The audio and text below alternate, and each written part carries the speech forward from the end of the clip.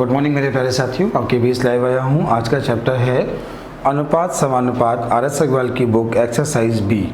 ये एक paid video है और यहाँ पर क्या है, क्वेश्चन में ऑप्शन नहीं दिए हैं। सारे क्वेश्चन सीखिएगा, आपको लगभग हर टाइप के कॉन्सेप्ट क्लियर हो जाएंगे। अगर आपने वीडियो को पूरा देखा तो हर टाइप का कॉन्सेप्ट आपका क्लियर हो जाएगा। ठीक है, तो चलते हैं क्वेश्चन, पहले क्वेश्चन की ओर। क्वेश्चन पढ़ लीजिए। एक थैले में 1 रुपये 50 पैसे और 25 पैसे के सिक्के हैं। 1 रुपये 50 पैसे और 25 पैसे के सिक्के हैं, ठीक है, जो कि 5:6:8 के अनुपात में है। यदि इनका कुल 210 रुपये मूल्य है तो प्रत्येक प्रकार के सिक्कों की संख्या ज्ञात कीजिए। प्रत्येक प्रकार के सिक्कों की संख्या उसने पूछी है। बहुत आसान सा कॉन्सेप्ट है, आप जैसा चाहो वैसा कर सकते हो, सीखिए। 1 रुपये के सिक्के हैं, 50 पैसे के सिक्के हैं और बोला है 25 पैसे के सिक्के हैं, ठीक है। यदि इनका कुल मूल्य 210 रुपये है, ये इनका टोटल मूल्य है 210 रुपये, ठीक है, और जो कि रेशियो दिया है 5:6:8 के अनुपात में। क्या करना है देखिए, 1 रुपये के 5 सिक्के, पैसे हुए 500, पैसे हुए 500। 50 पैसे के 6 सिक्के, पैसे हुए 300 और 25 पैसे के 8 सिक्के, पैसे हुए 200। टोटल पैसे की बात करें तो 5, 3, 8, 2, 1000 पैसे हो गए। बराबर जो दिया है 210 रुपये था, पैसे में चेंज कर लिया तो यहाँ से 1 का मान 21 आ गया। और जब 1 का मान 21 मिला तो 21 गुणे 5 105, 21 गुणे 6 126, 21 गुणे 8 खत्म। क्वेश्चन का आंसर। तो ये सिक्के हैं 1 रुपये के, ये सिक्के हैं 50 पैसे के, ये सिक्के हैं 25 पैसे के। आप जैसे हमने इसको पैसे में चेंज किया तो आप इसको रुपए में चेंज करके भी कर सकते हैं, आंसर वही आएगा। बस कॉन्सेप्ट समझिए कैसे करना होता है। आप सारा वीडियो को पूरा देखिए, सारे क्वेश्चन सीख जाइए, फिर एक्सरसाइज ए उठाइए, उसको अपने आप लगाइए। कोई क्वेश्चन नहीं आता है तो एक्सरसाइज ए का भी वीडियो मैंने बना रखा है, उसको भी देखिए। सारे क्वेश्चन आप लोग कर पाओगे, बुक के सारे क्वेश्चन कर पाओगे, ठीक है। चलते हैं अगले क्वेश्चन की ओर। अगला क्वेश्चन क्या है, ये बहुत अच्छा सवाल है, SSC मेंस का स्टैंडर्ड क्वेश्चन है ये, लेकिन मैं इसको बहुत आसान समझाऊंगा, आपका टाइम खराब नहीं करूंगा। मैं आपको ये सिखाऊंगा एग्जाम में कैसे करना होता है। अगर मैं इसको अपने ऑफलाइन लेसन में बताऊं तो इसको 3 से 4 मेथड से बताता हूं, लेकिन आपको केवल वो मेथड सिखा रहा हूं जैसा एग्जाम में करना होता है। कॉन्सेप्ट सीखिए। ABC के पिछले वर्ष के इनकम का अनुपात 3:4:5 है। इनके व्यक्तिगत पिछले वर्ष और इस वर्ष की आय का अनुपात 4:5, 2:3 और 3:4 है। तीनों की वर्तमान इनकम का योग 78,800 रुपये है। तो इस वर्ष प्रत्येक की औसत आय ज्ञात कीजिए, ऐसा उसने बोला है, ठीक है। तो ध्यान दीजिए, समझिए, देखिएगा। देखो, 1 साल पहले की इनकम का रेशियो दिया है 3:4:5। 1 साल पहले और वर्तमान, 1 साल पहले और वर्तमान, 1 साल पहले और वर्तमान। रेशियो दिया है 4 और 5, फिर दिया है 2 और 3, फिर दिया है 3 और 4, ऐसा उसने बोला है, ठीक है। कह रहे तीनों की वर्तमान इनकम का योग 78,800 रुपये है। तीनों की वर्तमान इनकम का योग है 78,800 रुपये। तो इस वर्ष में प्रत्येक की इनकम ज्ञात कीजिए, ऐसा उसे पूछा है। क्या करना है देखो, ठीक है। देखो, हमें 1 साल पहले वाली वैल्यू को हटाना है, हमें केवल वर्तमान चाहिए, केवल वर्तमान चाहिए, ठीक है। सुनना, देखना, ये 4 से 5 हुआ, अगर 1 से करें हम तो 5/4 हो जाएगा। और ये पहले कितना है 3, तो इस समय कितना होगा, आ जाएगा। ये 2 से 3 हुआ तो 1 से 3/2 होगा। अरे 2 से 3 तो 1 का मान 3/2, और 4 चाहिए तो गुणे क्या कर दो, 4। ये वर्तमान वाला बच रहा है, ठीक है। ये क्या हुआ, 3 से 4 हुआ तो 4/3 गुणे कितना, ये हो गया इनका वर्तमान इनकम का अनुपात। इस अनुपात में इस पैसे को बांट लो, क्वेश्चन का आंसर आ गया। मेन था ये अनुपात निकालना, हमने ये कैसे किया ये आपको सीखना है। फिर देखिए एक बार, ये 4 से 5 हुआ तो 1 से क्या होगा 5/4, तो पहले कितना था 3, तो इस समय का आ जाएगा, इस समय का आ जाएगा। तो ये भी इस समय का आ गया, ये भी इस समय का आ गया, तीनों का रेशियो चाहिए। आपने देखा इससे इसको काटा तो कितना मिल गया 2, कुछ और कट नहीं रहा था, इसका एलसीएम ले लिया 12। 4 से काटा 3 तो 15 कितना हुआ 45। आपने ऐसे काटा तो 1 12 छंग हो गया 72। आपने 3 से काटा 4 और ये हो गया 80। ये है ABC की वर्तमान इनकम का अनुपात। ABC की वर्तमान इस समय की इनकम का अनुपात आ गया है 45:72:80। अच्छा अगर तीनों का योग करें कितना होगा देखिएगा, तो ये हो गया 5 2 7, ये कितना हुआ 8 7 15 4 19, 197 हुआ। का जो मान आपको बोला है 78800, जरा ध्यान से देखो, ये भाग जा रहा है और एक का मान 400 आ गया। कितना आ गया? इसकी इनकम बोली 45 गुणे 400, 72 गुणे 400, 80 गुणे 400, ए की इनकम, बी की इनकम और सी की इनकम। क्वेश्चन हो गया, खत्म हो गया। कॉन्सेप्ट क्लियर हुआ। सवाल बिल्कुल आसान सवाल है, लेकिन ये समझिए कि ये सब कैसे की है, ये समझिए। आपको ये बात समझ में आ गई तो आप क्वेश्चन कर पाएंगे। बहुत आसान सवाल था, ठीक है। चलिए अगला क्वेश्चन देखिए, अगला समझिएगा। अब ये सवाल भी बहुत अच्छा सवाल है। अगर से आप x मान के करेंगे बहुत अच्छा है, नंबर मानेंगे तो भी बहुत अच्छा है, जीरो बढ़ाएंगे तो भी बहुत अच्छा है, लेकिन आपको कैसे करना है मैं आपको ये पढ़ा चुका हूँ, ठीक है। कैसे करना है देखिए, समझिए। कह रहा है कार के उत्पादन मूल्य में 3 मदें सम्मिलित हैं। पहला बोला है खनिज पदार्थों का मूल्य, मतलब आगे बोला है मजदूरी और ऊपरी खर्च, एक वर्ष में होने वाले खर्च का अनुपात 4:3:2 है। परंतु खनिज पदार्थों के मूल्यों में 10% की वृद्धि, मजदूरी में 8% और ऊपरी खर्च में 5% कमी हो जाती है। कार के उत्पादन मूल्य में कुल कितने % की कमी या वृद्धि होगी, ऐसा उसने पूछा है। बिल्कुल आसान सुनना। जब भी कभी भी अगर अनुपात और परसेंटेज की बात करें, ये 4 3 2 दिया है, ये 10% बढ़ा है, ये 8% बढ़ा है और ये 5% घटा है। पूछा है कुल कितने % बढ़ा या घटा। बिना टेंशन लिए देखिए, इसका गुणा इसमें 40, इसका गुणा इसमें 24, बढ़ा बढ़ा, ये कम हुआ -10, 40 और ये 64 में 10 गया तो 54 बचा, बटे कर दो 4 3 7 2 9, वैल्यू प्लस में आ जाए तो बढ़ा, माइनस में आ जाए तो घटा, खत्म हो गया। तो आपके क्वेश्चन का आंसर है कुल खर्च जो है वो केवल 6% बढ़ा। जबकि लोग यहाँ पे क्या करते हैं, या तो मान लेंगे कुल उत्पादन मूल्य पहले x था, या कोई वैल्यू मान लेंगे या जीरो बढ़ा लेंगे। आप लोग ऐसी गलती ना करें। आप सभी कॉन्सेप्ट पढ़ चुके हैं, बहुत बार पढ़ चुके हैं, ठीक है। चलते हैं अगले क्वेश्चन की ओर। अगला है क्वेश्चन नंबर 4। देखिए समझें, क्वेश्चन नंबर 4 क्या है देखिएगा। सेम ऐसे सवाल, ध्यान दीजिएगा। एक विद्यालय में छात्रों छात्राओं का अनुपात 3:2 है। इनमें से 20% और 25% छात्राओं को छात्रवृत्ति मिलती है, तो कितने % विद्यार्थियों को छात्रवृत्ति नहीं मिलती है। कैसे करना है ध्यान दीजिए, समझिए। पहले रेशियो दिया है 3 और 2, फिर बोला है इसमें से 20% छात्र और 25% छात्राओं को स्कॉलरशिप मिलती है, ऐसा उसने बोला। तो सीधे गुणा करो, ये हो गया 60, ये हो गया 50, 110/5, मतलब 22% को छात्रवृत्ति मिली, 22 को मिली। कुल लोग होते हैं 100, तो 100 में 22 गया, किसको नहीं मिली। क्वेश्चन का आंसर खत्म हो गया। ऐसा मत करें कि जीरो बढ़ाएं, 100 माने 500 माने, ऐसी गलती मत करें, थोड़े समय को बचाएं, ठीक है। चलते हैं अगले क्वेश्चन की ओर।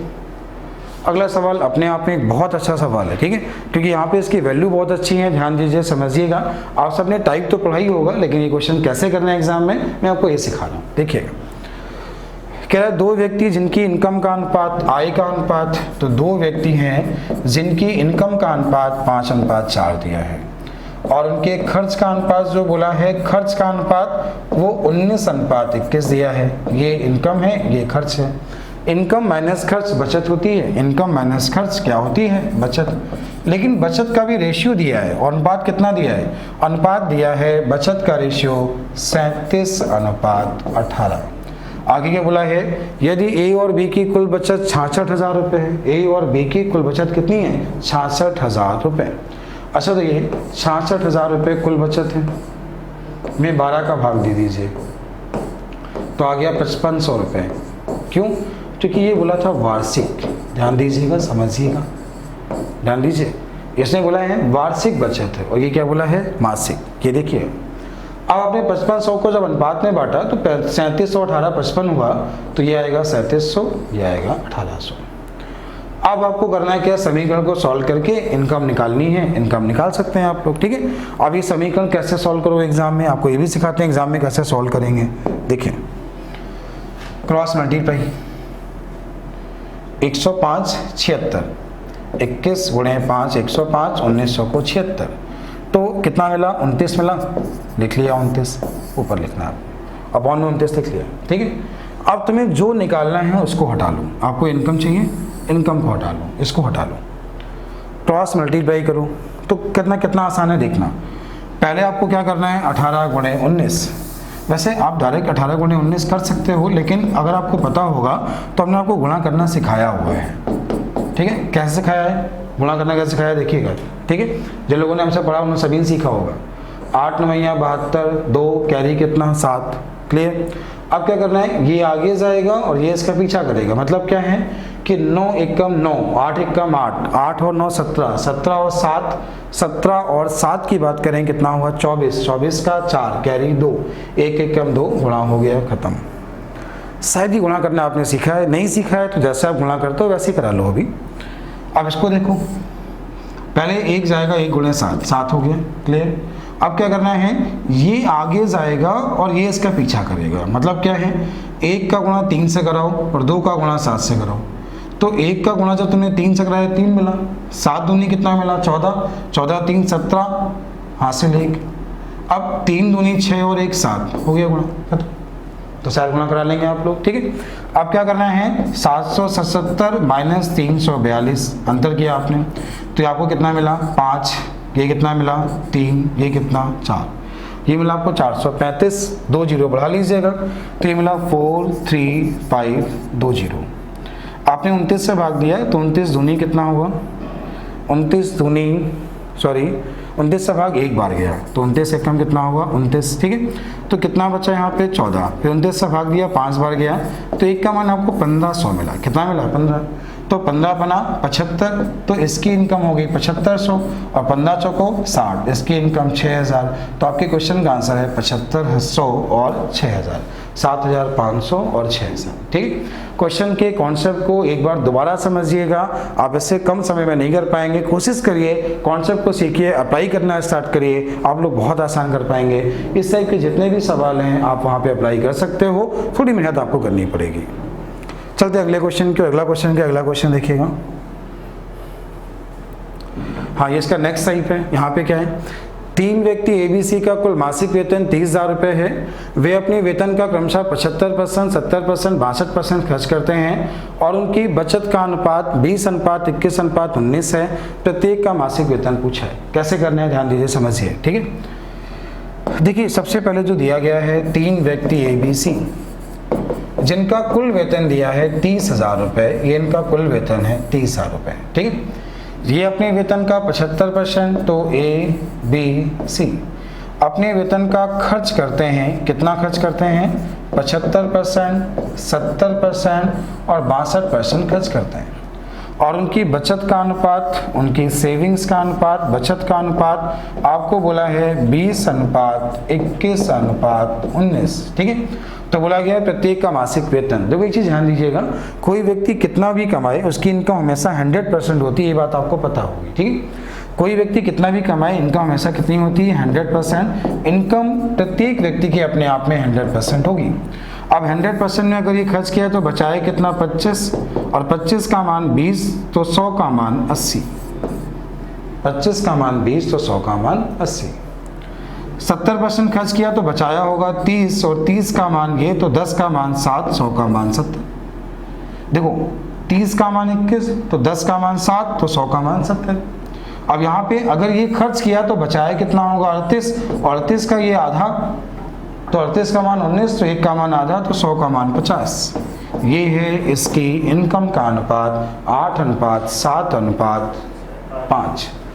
अब 8:7:5 में कुल पैसे को बांटना है। ठीक है, तो 8:7 कितना 15:5 20, और 20 का मान दिया है 30,000, तो 20 का मान 30,000, तो 1 जीरो कट गया, 1 का मान 1500 आ गया। 15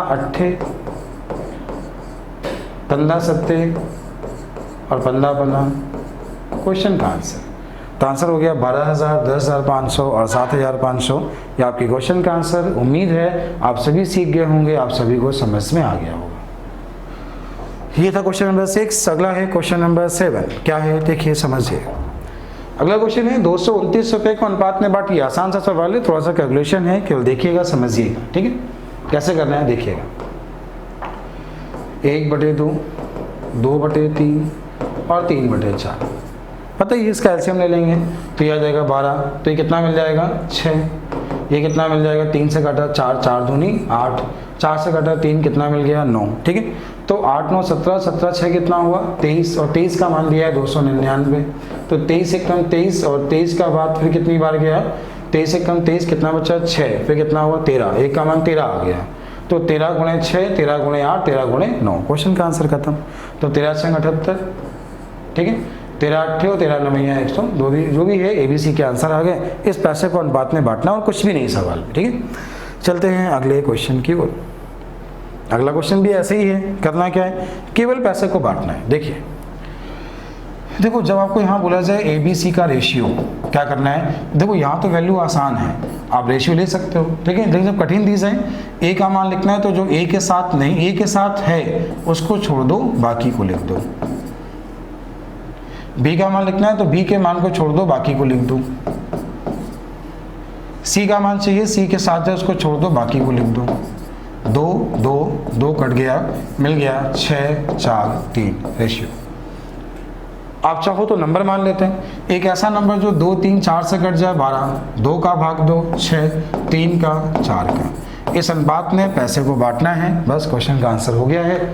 उम्मीद है समझ में आ गया होगा, ठीक है। चलते हैं अगले क्वेश्चन की ओर।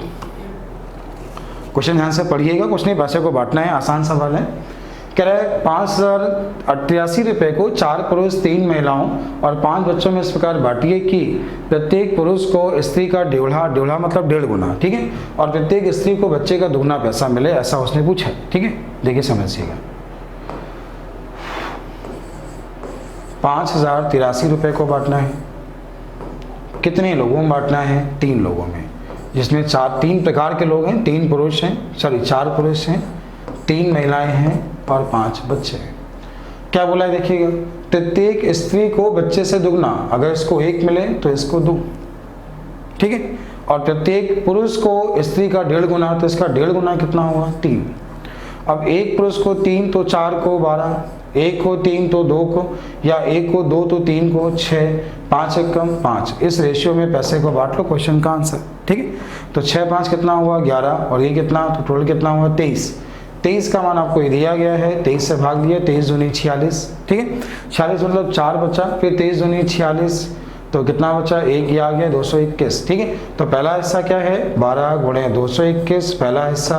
दूसरा हिस्सा 6 गुणे 221, और तीसरा हिस्सा 5 गुणे 221। बस खत्म, पैसे को बांट लिया, क्वेश्चन का आंसर आ गया, ठीक है। चलते हैं अगले क्वेश्चन की ओर। अगला क्वेश्चन नंबर 10। ये क्वेश्चन बांटने वाला क्वेश्चन और उसमें है ही नहीं, देखिएगा।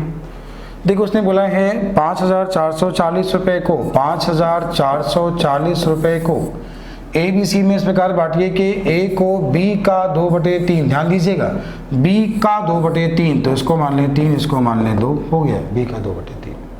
फिर देखें, फिर आगे क्या बोला है, B को C का 1/4, तो B रेशियो C का 1/4, 4 और 1 लिखना आपको आता है। ये कैसे लिखोगे देखना समझना, ठीक है। A अनुपात B अनुपात C, ये लिया है 2:3, 1:4, चाहे गुणा करा लो चाहे बराबर कर लो, तो ये हो जाएगा 2, ये हो जाएगा 3, ये हो जाएगा 12। इस अनुपात में पैसे को बांट लो, आपके क्वेश्चन का आंसर आ गया, ठीक है।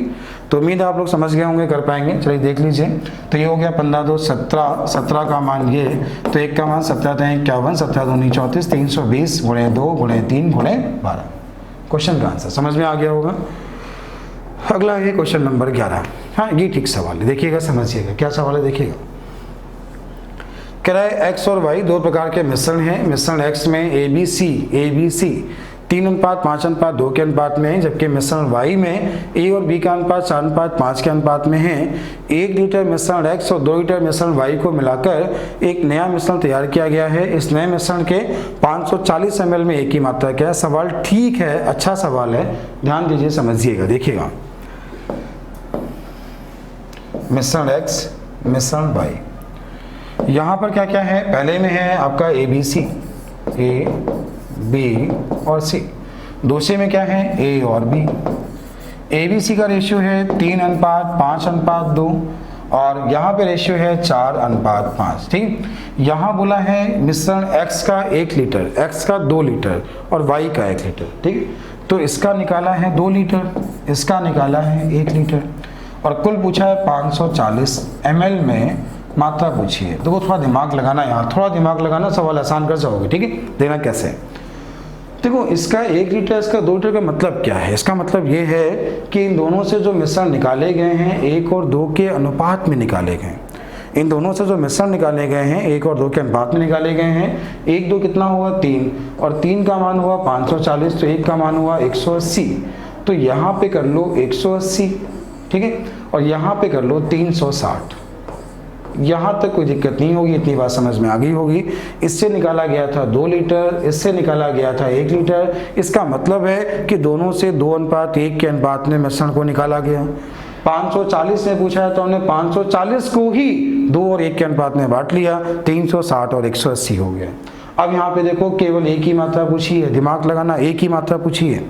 तो 5 3 8 2 10, 10 का मान अगर ये हुआ तो 1 का मान 36, और 36 गुणे 3 करेंगे तो 36 गुणे 3 जब आपने किया तो कितना मिला 108।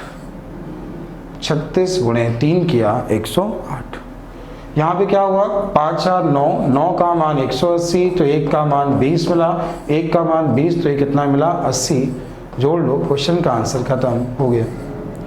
एक बार दोबारा समझा रहे हैं, क्वेश्चन दोबारा देखिएगा, दोबारा समझा रहे हैं, क्वेश्चन एक बार दोबारा रिपीट कर रहे हैं, ध्यान दीजिए, समझिएगा। x और y 2 मिश्रण है। x में a b c 3:5:2 के अनुपात में है। y में a और b 4:5 के अनुपात में है।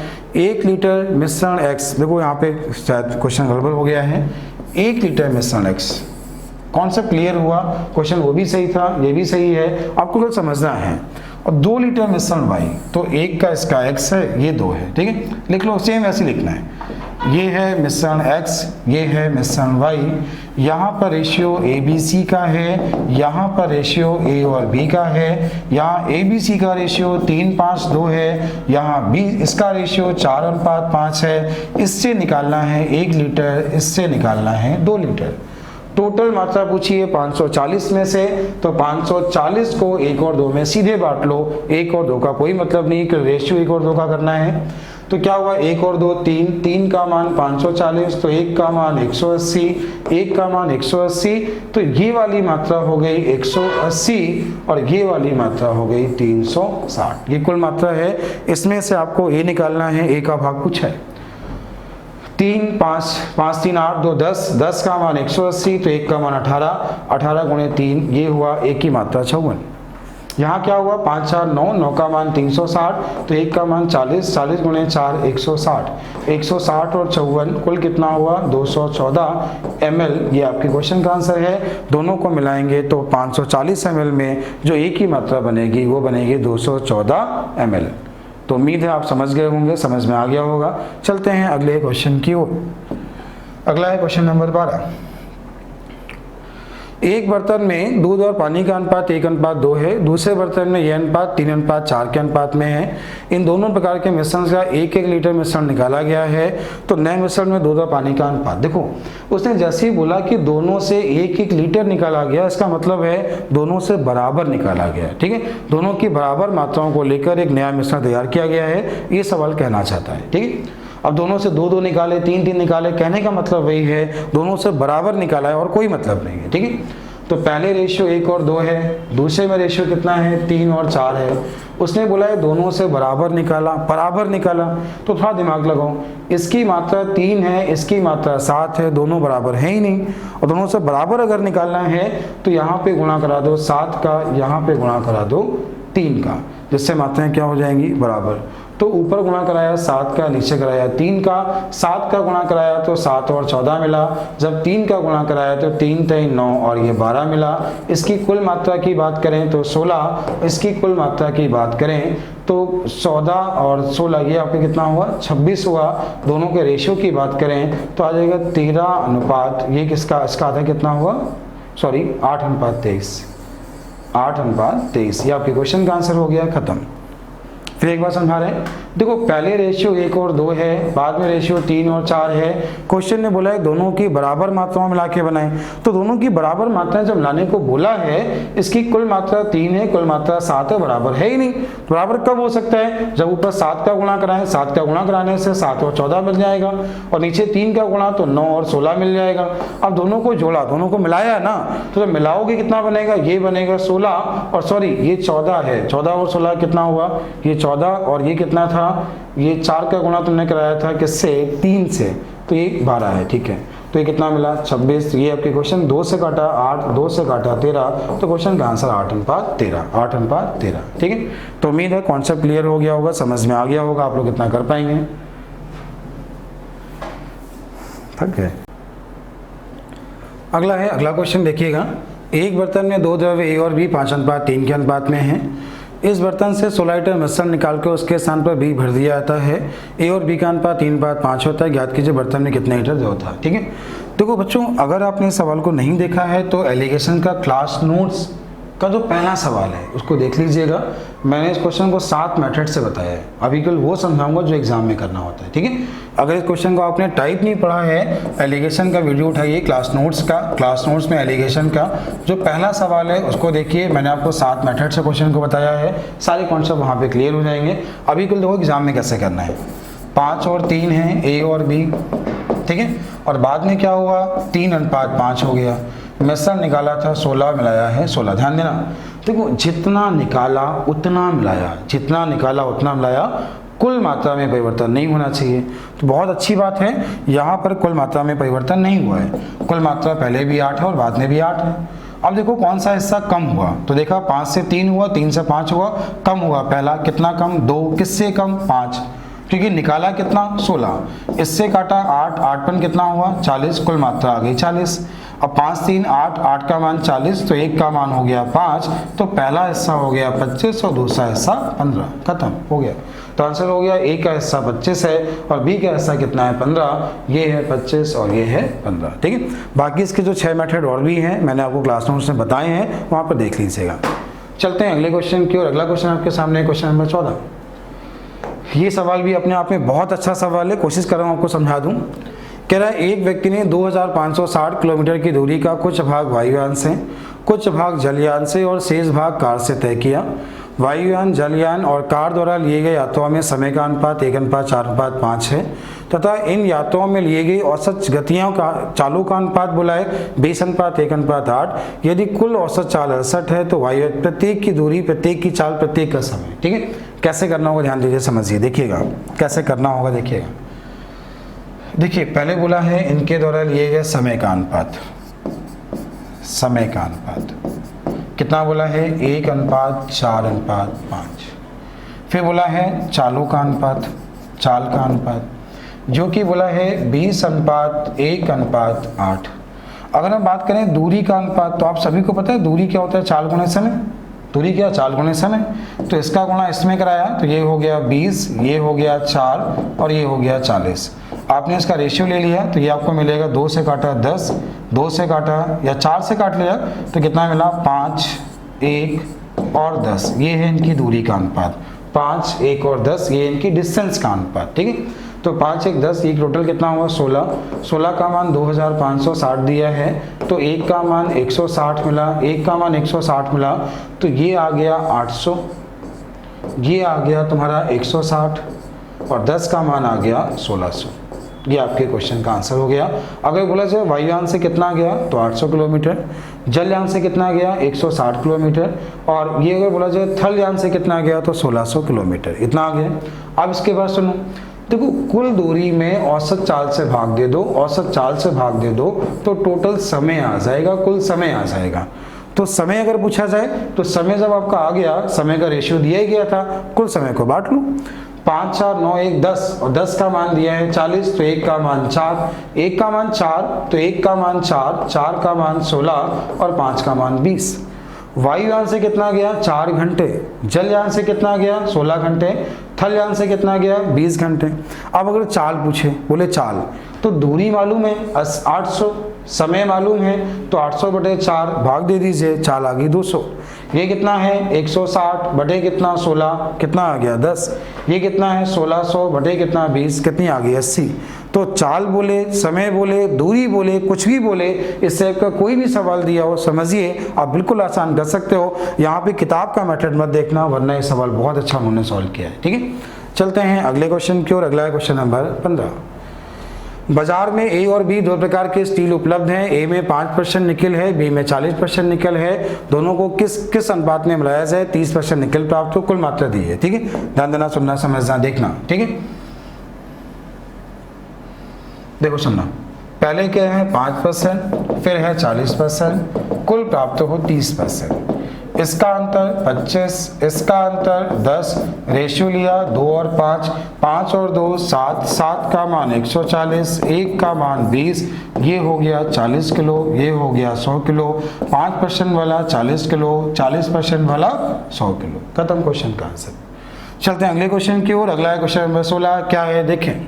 चांदी और तांबे से बनी दो मिश्र धातुओं में चांदी और तांबे का अनुपात 7:3 है। पहले आपको बोला है 7:3, ठीक है, और दूसरे में जो रेशियो हमको बोला गया है 5:1 बोला गया है। दोनों को किस अनुपात में मिलाया जाए ताकि कुल मात्रा 8 किलो हो जाए और उसमें 75% चांदी हो। देखो 75% चांदी का मतलब, ध्यान दीजिएगा, 75% चांदी का मतलब 25% सोना। 75 चांदी तो 25 क्या हुआ सोना। अब ध्यान देना, पहले है चांदी फिर तांबा है, या पहले चांदी है फिर क्या हुआ तांबा, तो इसका रेशियो कितना आ गया 3:1 आ गया। ये बात समझ आ गई।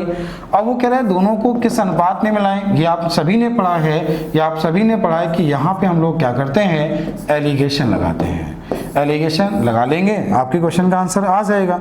लेकिन हमने आपको क्या समझाया, आप यहाँ पर नंबर भी मान सकते हैं। ठीक है, कैसे नंबर मानेंगे ध्यान दीजिए, समझिए, देखिएगा। कुल मात्रा 10 है, कुल मात्रा 6 है, कुल मात्रा 4 है। एक ऐसा नंबर माना जो इन सभी से कट जाए, तो आपने 60 मान लिया, कोई दिक्कत नहीं है। अब देखो इसका 6 गुना है, 6 गुना कितना हुआ, 3 का 6 गुना 18। इसका 10 गुना है तो इसका 10 गुना कितना हुआ, इसका 15 गुना है तो ये कितना हुआ 15। इसको किस अनुपात में मिलाया गया, क्वेश्चन का आंसर आ गया है, खत्म हो गया। उम्मीद है आप सभी सीख गए होंगे, सभी को समझ आ गया होगा। ठीक है, चलते हैं अगले क्वेश्चन की ओर। अगला क्वेश्चन नंबर 17 क्या है, देखें। सोने और तांबे के दो मिश्रण ए और बी में सोने और तांबे का अनुपात 9:2 और 7:15 के अनुपात में समान मात्राओं को मिलाया गया। समान, ठीक है, ध्यान दीजिएगा। पहले यहाँ पे रेशियो बोला था 9 और 2, बाद में रेशियो बोला है 7 और 15। मात्राएं बोली हैं समान मिलाई गई, तो 9 और 7 हुआ 16, 15 और 7 हुआ 22। मात्राएं समान तो है ही नहीं इसमें। ठीक है, तो एक ऐसा नंबर माने जो इन दोनों से कट जाए और मात्राओं को समान कर लें। ठीक, आपने इसे 2 से काटा 8, 2 से काटा 11, नंबर मान लिया 88। यहाँ पे गुणा होगा 11 का, यहाँ पे गुणा होगा 8 का, जिससे मात्राएं समान हो जाएंगी। ठीक है, 11 गुणा कराएंगे कितना मिलेगा 99, ये कितना मिलेगा 77। 8 का गुणा कराएंगे तो 8 सत्ते 56 और 15 अट्ठे 120। दोनों को जोड़ लीजिए, दोनों को जोड़ने का मतलब इन दोनों को जोड़िए, इन दोनों को जोड़ें, रेशियो ले लें, क्वेश्चन का आंसर। ठीक है, तो उम्मीद आपको समझ आ गया होगा, आप लोग इसे कर पाएंगे। ए और बी की समान मात्राएं मिलाई गई, ये चीज ध्यान दीजिएगा, मात्राएं समान, तो दोनों की मात्राओं को समान करना था और कुछ भी नहीं है। कॉन्सेप्ट क्लियर हो गया होगा, आप लोग क्वेश्चन कर पाएंगे। ठीक है, देखिए यहाँ पे रेशियो 9 और 2 दिया है, तभी वैल्यू नहीं कट रही। देखो एक बार और देखिए, सुने, पहले रेशियो 9 और 2 दिया है, बाद में 7 और 15 दिया है। ठीक है, तो 9 2 11, ये हो गया 22। ऊपर वाले का केवल 2 गुना कर दो, आंसर आ गया। तो दोगुना किया तो ये मिला 18, ये मिला 4, तो 18 और 7 कितना हुआ 25, और 15 और 4 19। क्वेश्चन का आंसर 25:19। ठीक है, तो बस हम आपको कॉन्सेप्ट सिखा रहा हूँ, आप लोग कॉन्सेप्ट सीखिए, इतनी गलतियों पर ध्यान मत दिया करें क्योंकि सर ने क्वेश्चन सही से पढ़ा नहीं, तो गलतियां नहीं देखना करें, कॉन्सेप्ट सीखा करें बस। ठीक है, चलते हैं अगले क्वेश्चन की ओर। अगला है क्वेश्चन नंबर 18। सोना पानी से 19, ये टाइप आपने बहुत बार पढ़ा होगा, बहुत बार मैं आपको समझा चुका हूँ। 19 गुना 9 गुना और एक दूसरे से कुल कितना चाहिए 15। इसका अंतर 4, इसका अंतर 6, किस अनुपात में मिलाना 3:2। क्वेश्चन का आंसर खत्म हो गया। ठीक है, शायद आ गया होगा। चलते हैं अगले क्वेश्चन की ओर। अगला क्वेश्चन क्या है, क्वेश्चन नंबर 19। देखो इसमें बोला है इतने पैसे को बांटो, तो ये बच्चों वाला क्वेश्चन है, इतने पैसे को बांटो। करना क्या है, ए का मान पता है, बी का मान मालूम है, ए का मान निकालना है, इसका उल्टा कर दो 6/1, बी का मान निकालना है 3/2 हो गया, सी का मान निकालना है 4/3 हो गया, एलसीएम कितना 6 आ गया। ये मिल जाएगा आपको 6 × 6 36, ये मिल जाएगा, ऐसे आप काटेंगे कितना मिल जाएगा 3, तो ये मिल गया 9, 3 से काटा 2 कितना मिल गया 8। इस अनुपात में पैसे को बांट लो, क्वेश्चन का आंसर। ठीक है, तो 36, 9 और 8 को अनुपात में इस पैसे को बांटना है, आपके क्वेश्चन का आंसर आ गया। ठीक है, तो उम्मीद है समझ आ गया होगा। चलते हैं अगले क्वेश्चन की ओर। अगला क्वेश्चन आपके सामने है क्वेश्चन नंबर 20। हाँ, इसको पढ़ लीजिए, क्या सवाल है। कह रहा है एक्स वाई के वर्ग के विलोमानुपाती है, एक्स वाई के वर्ग के व्युत्क्रमानुपाती या विलोमानुपाती, ऐसा वो कहना चाह रहा है। हमने क्वेश्चन के मान लिया है, वरना बराबर लगा लिया। पहले देखो कहना क्या चाह रहा है, पहले ये देखो, वो कहना चाह रहा है एक्स वाई के व्युत्क्रमानुपाती, वाई स्क्वायर के, वो ये कहना चाह रहा है। ठीक है, तो आपने बराबर हटाया, क्वेश्चन के लगा लिया, ऐसा हम लोग लिख सकते हैं। यहाँ तक आपको कोई दिक्कत किसी को भी नहीं होनी चाहिए, इतनी बात समझ आ गई होगी। ठीक, अब आगे इसने क्या बोला, आगे ध्यान दीजिए। आगे बोले जब x का मान 4 है, x का मान 4 है, तो जो y का मान है वो 3 है, और 3 का स्क्वायर क्या हुआ 9, तो k का मान यहाँ से 36 आ गया। ये बात समझ आ गई। आगे बोला है कि बताइए x का मान क्या होगा जब y का मान 6 हो। ये बताओ, x का मान बोला, k का मान 36 आ गया, और उसने बोला है कि y का मान 6 हो, 6 का स्क्वायर 36, तो x का मान कितना आ गया 1। यही आंसर है, खत्म। क्वेश्चन को केवल समझना है, क्या उसने दिया है, क्या पूछा है, बाकी सवाल में कुछ नहीं है। ठीक है, तो उम्मीद आप लोग कर पाएंगे। अगला क्वेश्चन नंबर 21 क्या है, देखें। एक व्यक्ति के पास बैंक में 600 रुपये के चेक को भुनाना है।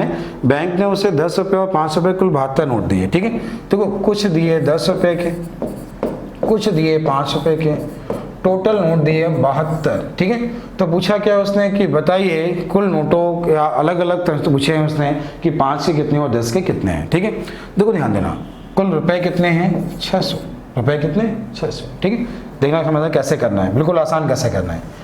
अगर ये 72 नोट 10 के होते 720 होते, 5 के होते 360 होते, एलिगेशन लगा दो, इसके बीच का अंतर 120, इसके बीच का अंतर 240, रेशियो आ गया 2:1।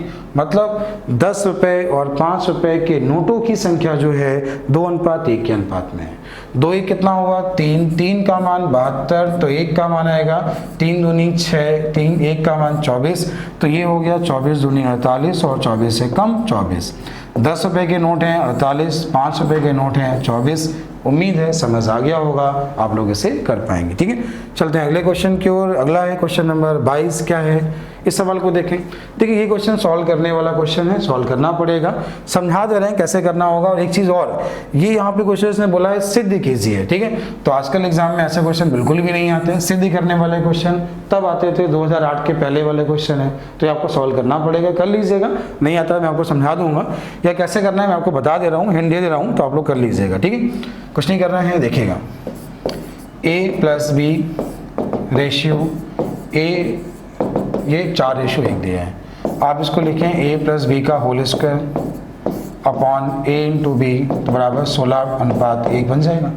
आप इसको क्या लिख सकते हैं, देखें आप लिखेंगे A² + B² + AB अपॉन में 2AB, अपॉन में क्या लिखेंगे AB, तो ये क्या बन जाएगा 16। आपने AB से इसे भाग दे दिया, तो क्या बन जाएगा A/B, ये क्या बन जाएगा B/A प्लस कितना बन जाएगा 2 बराबर कितना बन जाएगा। आपने A/B को अगर x मान लिया तो क्या बन जाएगा, ये हो जाएगा x + 1/x, और ये बन जाएगा -14 बराबर 0। ये एक द्विघात समीकरण बन जाएगा, द्विघात समीकरण। ठीक है, जो क्या हो जाएगा x² माइनस का 14 या -14x और प्लस का बन जाएगा x बराबर 0। आपका द्विघात समीकरण बन गया। तो वही चीज़ आंसर लगा दीजिए, प्लस का b plus minus B² - 4AC upon 2a। तो आप जब इसका मान यहाँ रखोगे, इसकी तुलना कराओगे, किससे कराओगे ax² + bx + c से, ax² + bx + c से तुलना कराओगे, ABC के मान यहाँ रखोगे, तो आपको ये मिल जाएगा, सिद्ध हो जाएगा। और सिद्ध करने क्वेश्चन एग्जाम में बिल्कुल नहीं पूछता, परेशान बिल्कुल नहीं होना है, बिल्कुल नहीं करना है ऐसे। ठीक है, कॉन्सेप्ट क्लियर हो गया, ऐसे सिद्ध करना है, बाकी इसका कुछ नहीं करना है।